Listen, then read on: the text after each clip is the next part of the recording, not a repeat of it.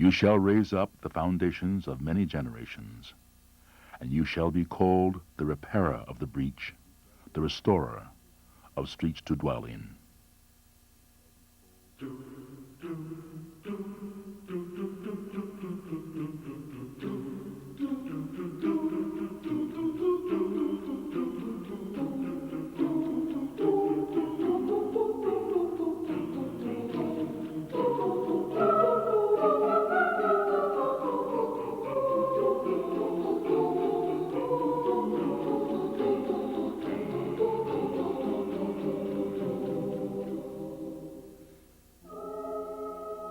I was brought up in a home where, I didn't know my father.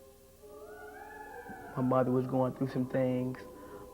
Things weren't as bad as they are now. Now you have more people, cutting each other's throats and trying to, become something that they're not. This neighborhood is interesting. It's a good thing at times and it's a bad thing at times. There's really no jobs around here. It's a bare, it's just rugged terrain. You have a lot of scattered housing. You have a lot of death at times. It's always something to talk about, really, whether it's sports, whether it's what's happening, or whether who just got killed. Most of the fathers in the black community are locked up. That leaves a lot of weight on the mother's shoulders. She might have to work 2 or 3 jobs just to provide a decent life for her young children, and yet that leaves them a lot of time alone, to sort things out that no 13, 14, 15-year-old young man or young woman should have to sort out. Just growing up in this whole thing, just keeping cool, just staying positive, that's it.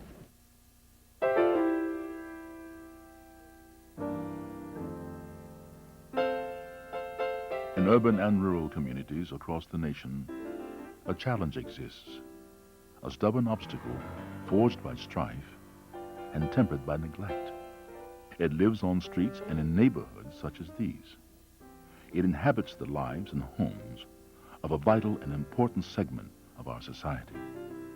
But with challenge comes opportunity, a chance to bring about positive change. For some, this opportunity is passed by, overlooked on the way to other places. But many refuse to be satisfied with merely what is.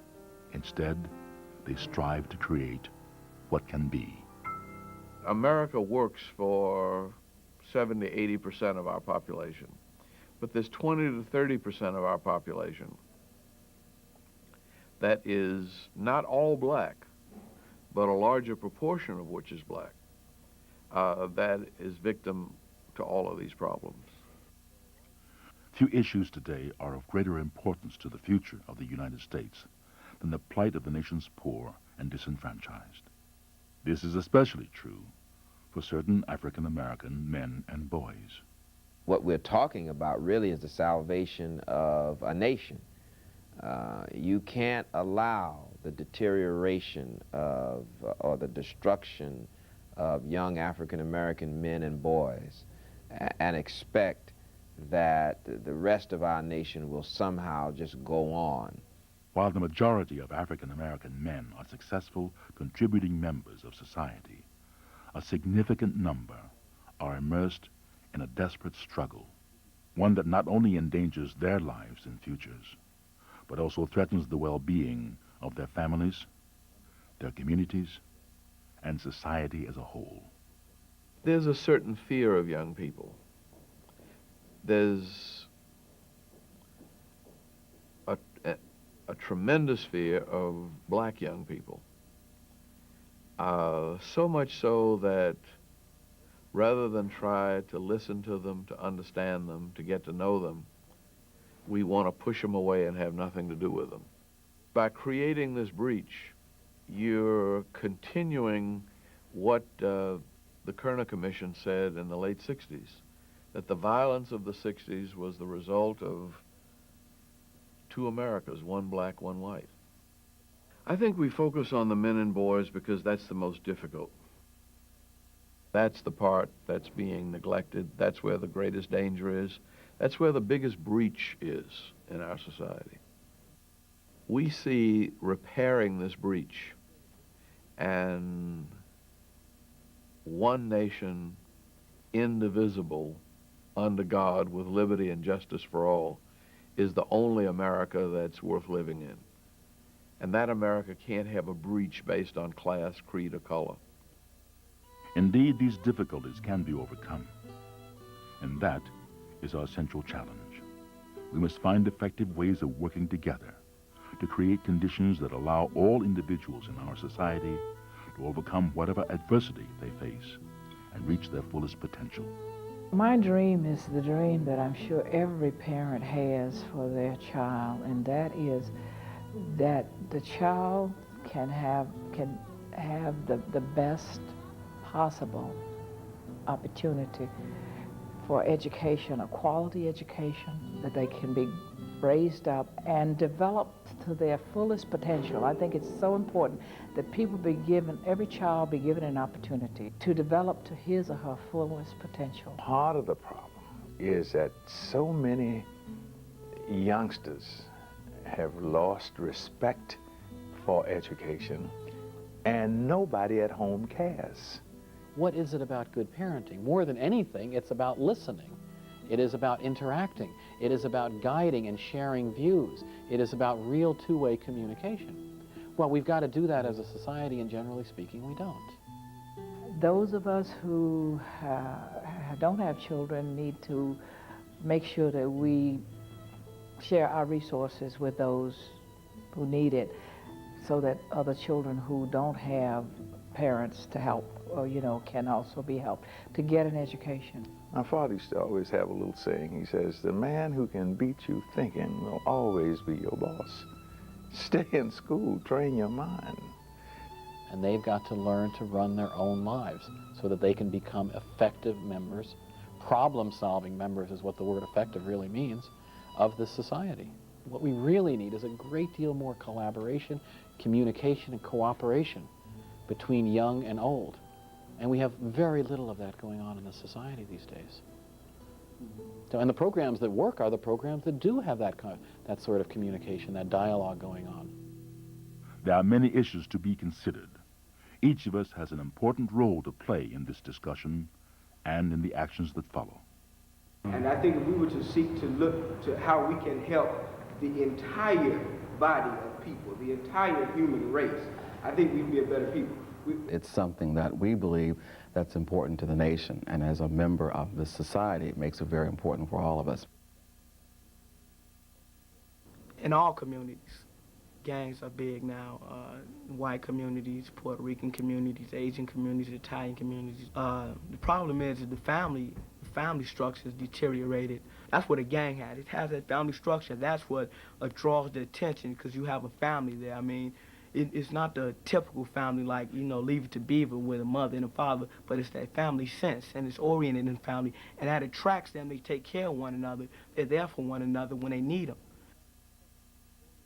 We began this work with the African American Men and Boys Project because we were attempting to find ways to assist young men who are in trouble or who are heading toward trouble. We are looking for solutions within communities and how communities can make changes and be transformed so that boys can be helped. The African American Men and Boys Initiative is providing communities with programs and resources proven to be effective in meeting the needs of young men. But the real strength of this effort has been linking programs together, forging a network where lessons learned can be shared and success replicated. The needs of African American males in their communities are complex and interrelated. Solutions must correspondingly be holistic and comprehensive. Well, I believe that it certainly takes the commitment of a number of different stakeholders in the society for that to take place. The fact is that this is not something that a couple of institutions can do, a couple of organizations. It's going to require all of us to do it. None of this begins with the ideas of a few sitting around in a room and just saying, well, this is what we'll do. It all begins by having a number of us walk the streets and actually become engaged, I mean physically engaged and verbally engaged with the very men and women that we are trying to encourage. A key part of the Kellogg Foundation initiative was the formation of a national task force. Chaired by former United Nations Ambassador Andrew Young, this group of distinguished leaders met throughout 1994 and 1995 to examine the issues. During these discussions, they developed several decisive recommendations for future activities. Building leadership, changing perceptions, creating a sense of civic responsibility and public kinship, fostering the common good, restoring community. These are issues that affect us all. Indeed, for any plan of action to be effective, there must be an ongoing civic dialogue, one that involves not only African Americans, but every aspect of American society. The first goal is to get leaders together and have some discussion on these issues. Then I hope that there are some concrete programs that come out of this. The community and especially the political leaders and business leaders need to really stop and think about how we can solve this problem and bring the resources together and really recognize that it's a crisis. One fact is certain: the collective future of our communities, of our nation, rests on changing the future of those on the margins of our society. Yet the avenues of change are often frustrated by cultural misunderstandings, by misperceptions, by bias. Circumstances where even good people fail to look beyond the obvious to see the issues for what they really are. One of the major misperceptions is that many members of our community, particularly males, are drug-abusing criminals that are irresponsible, baby-making type people that have no concern or care for their communities. I sense some fear and misunderstanding, and I'm sorry, I blame the media a great deal. We view each other as enemies. That's one of the common perceptions. They don't tend to want to assimilate with us as once I thought they did. There's a misnomer that there's only black people on welfare. I think there probably is a mistrust, probably on both sides, really. Perception of the black community that we see is negative. Everything is negative. And the perception for, let's say, a white community is everything is positive. There's nothing negative going on. Black society wants to be, well, the big equal. They want to be equal and this and that, but now I think they want to stand out more themselves. A lot of white Americans need to, come into the black community and see what's really going on and learn about our culture, and we basically learn about theirs. I think it's a learning process both ways. In neighborhoods throughout our country, we can witness the product of this misunderstanding. But the opportunity to make a change in the lives of individuals begins with the efforts of individuals and grows from there. We need to see more black leaders, more black role models, black male role models that you can touch, that you can shake hands, that you can get advice from. I'm not talking about a Michael Jordan. I'm not talking about an Emmitt Smith. I'm talking about a guy that you can call and talk to, and get advice on this situation. If you don't teach us how to be leaders tomorrow, there won't be any leaders for tomorrow. There won't be anybody to step up and say, we need to do this as a black community.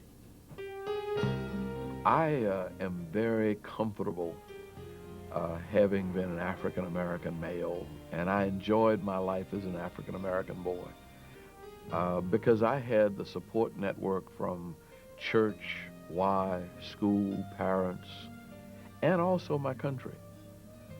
I was unusual, though.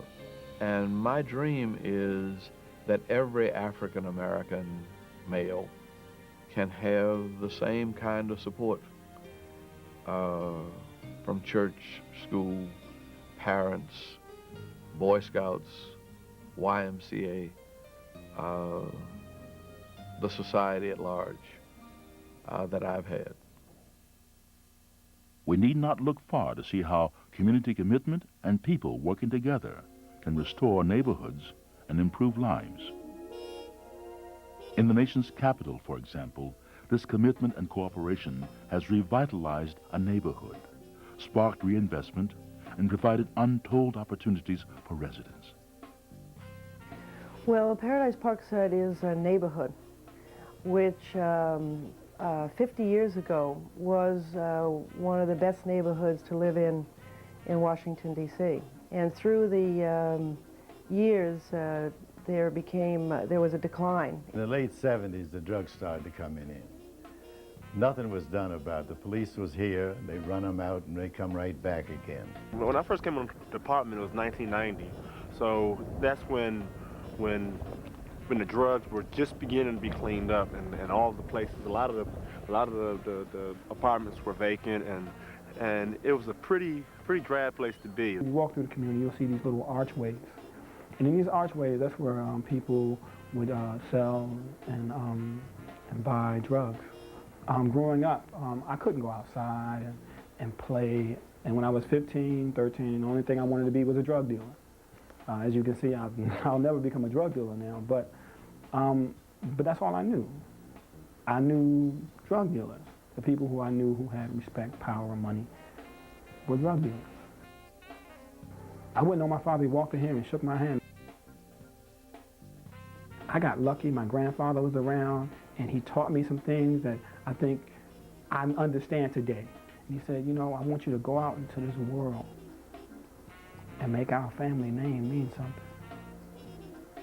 I want you to go out in the world and become somebody, something. And I think I've been trying to do that all my life.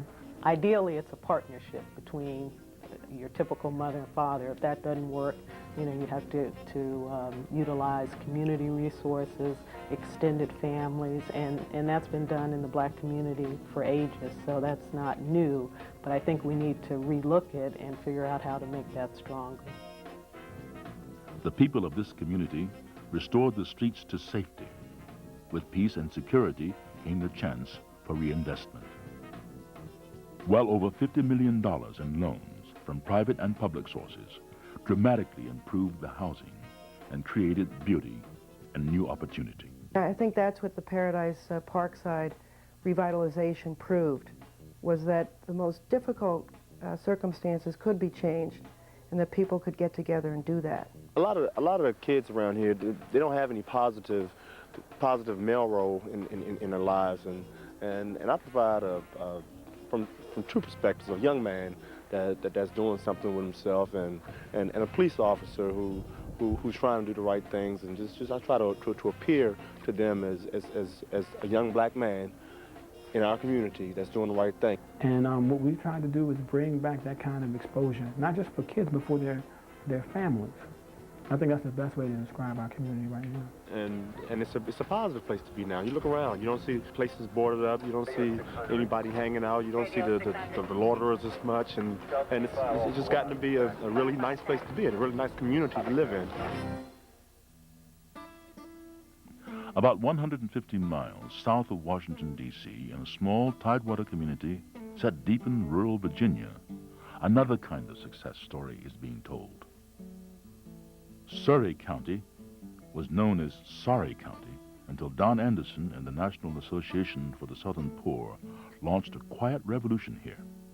Well, if you want to talk about self-help by a great many people, you have to first organize them. Otherwise, you cannot get collective decision-making. Among other things, the community's education system was in shambles. The area was economically depressed.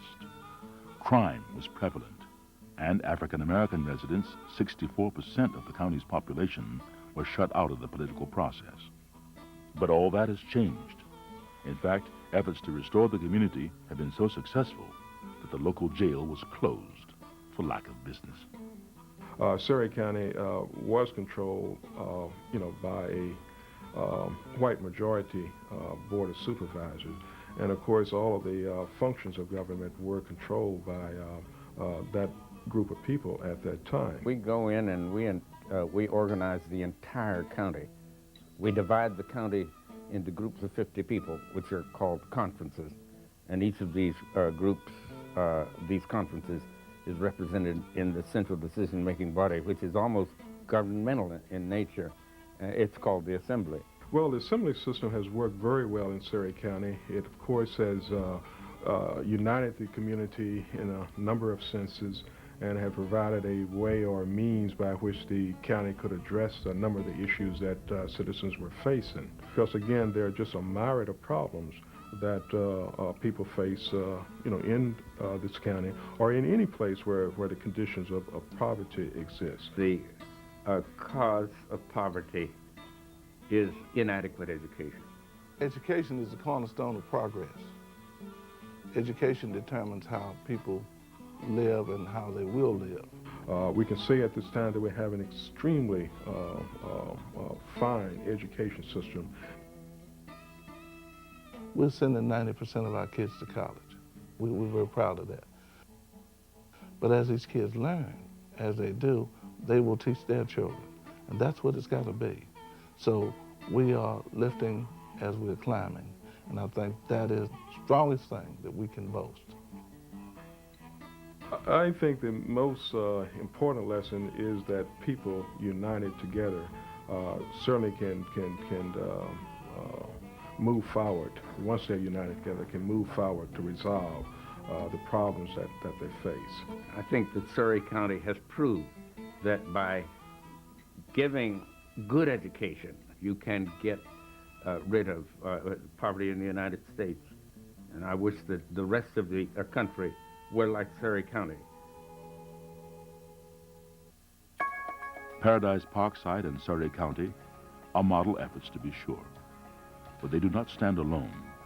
Similar successes can be found throughout the country, in rural villages and urban neighborhoods, along the dusty roads of the Mississippi Delta, and on the bustling streets of our major cities.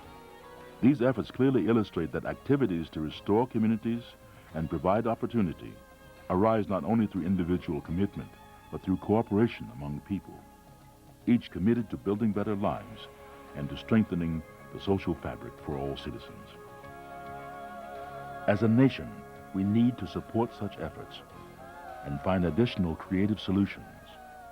Only by working together and bringing the resources of society to bear can we relieve the intense pressures that threaten African American men and boys. I don't think we're in a situation where the programs aren't out there. I just think we need to support some existing programs. The alternative is to leave young people drifting for themselves, sometimes coming up with the wrong answers, sometimes coming up with answers that are actually antisocial. We've got a lot of work to do, and we've got to be willing to make the sacrifice to reach out, to bring them in. My dream for the future of African American boys and men is, first of all, that I believe clearly 25 to 30% of young African American men and boys who are now incarcerated or under some branch of the criminal justice system can be freed from that burden. My vision is that all African American men and boys who want a good education can get one, and that there will be curricula designed so that these young men and boys will have the kind of education that will equip them for life in the 21st century.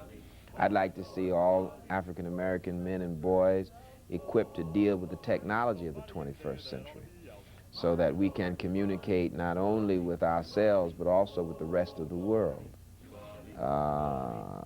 I'd like to see new paradigms for employment, such that young African American men and growing boys will have an opportunity to work on things that will be meaningful for the development of their communities and the development of the entire nation. And finally, I'd like to see, and not necessarily in this order, but I'd like to see a new moral foundation, a new moral rooting, a new moral footing, new moral stand on which young African American men and boys can place their feet. Jubali, Jubali, my Lord. Jubali. I cannot see myself being unsuccessful or a failure in life, because I have the most. You can go back here now to look. I have the most motivation in the world to not be a failure. I see the results of failure, and I cannot accept failure. Because when you accept failure, you know, you accept yourself to be, you know, subpar, and I'm not a subpar person. I mean, I'm a young black African American, whatever you want to call me, but I'm going to be successful, and no one's going to take that away from me. No one. Tomorrow the sun will rise. Another day is dawning, but stars shine cold and black tonight. And I wonder if this will be alright. Oh, some people across this land that just don't understand a black man. It didn't change when Rosa lost her seat, or walking in Selma. Those steps were steps in history, but still we cry, in this world there's no equality. Each man picks his time to cross the street, but rest assured, on that day you're gonna meet